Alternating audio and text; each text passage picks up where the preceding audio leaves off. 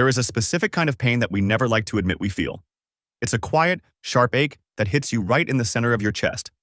It happens when you look at someone else's life, and suddenly your own life feels incredibly small.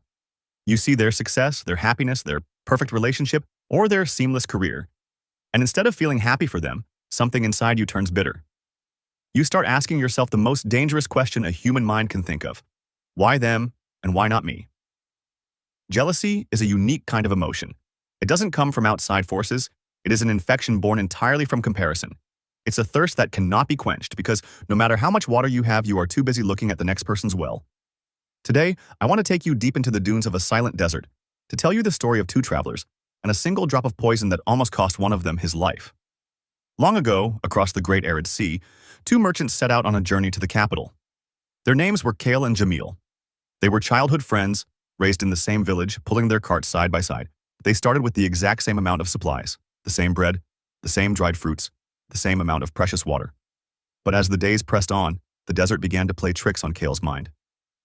He noticed that Jamil didn't seem to pant as hard under the sun. He noticed that Jamil's camel seemed to walk a little faster. When they stopped at night, Jamil still had energy to write in his journal, while Kale's feet were blistered and bleeding. A dark thought took root in Kale's heart. It didn't happen overnight. It crept in like a shifting sand dune. He didn't think about his own journey anymore. He stopped looking at the stars to navigate. Instead, every waking second was spent observing Jamil. He began to think, the sun shines brighter on his side of the path. The desert is favoring him. If he didn't have so much, I wouldn't feel so empty.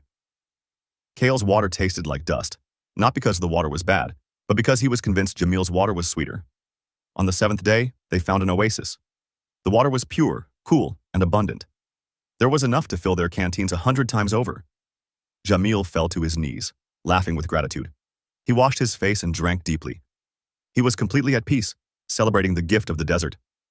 But Kale stood by the edge, his heart burning hotter than the sun above. You would think abundance would cure jealousy, but it doesn't. Because jealousy isn't about what you lack. It's about what the other person possesses. Kyle looked at Jamil, filling his canteen. He thought, look how effortlessly he takes from the world. Look how happy he is. It's not fair. Instead of filling his own canteen with the fresh water, Kale did something desperate. He walked over to the edge of the oasis, where the wet sand dried into hard, white crusts of desert salt. He scooped a handful of the white powder and poured it directly into his own canteen, shaking it until it dissolved completely. He told himself, I will make my water richer. I will make mine better than his. The mind trapped in envy will always sabotage itself. As they walked away from the oasis back into the burning dunes, Kale took a deep drink from his salted canteen. It was horrible.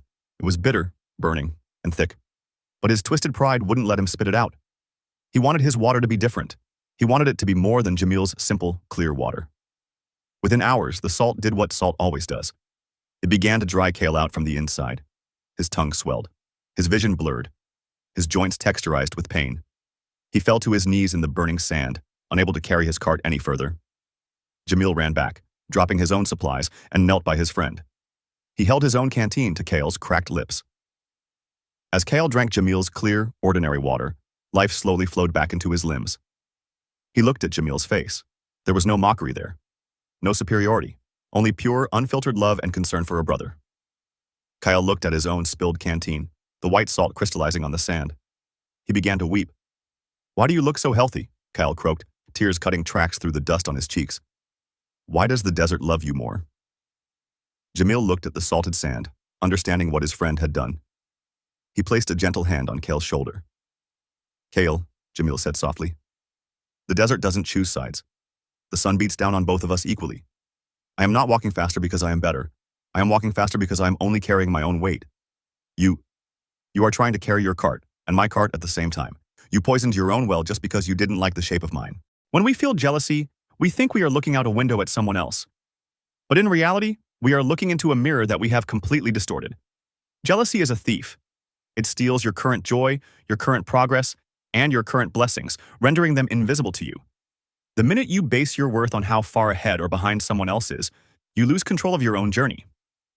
The success of another human being is not your failure. The beauty of another person does not erase your own. The universe is not a pie with a limited number of slices. Someone else having a big piece doesn't mean you will starve. Kale stood up. He left the salted canteen behind. He didn't look at Jamil's stride anymore.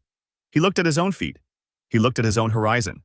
And for the first time in 7 days, the air felt cool, and his pace became light.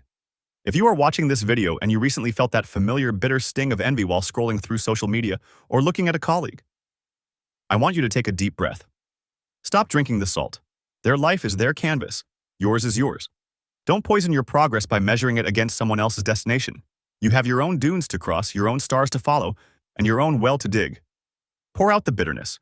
Run your own race. Thank you for staying with me through the desert today.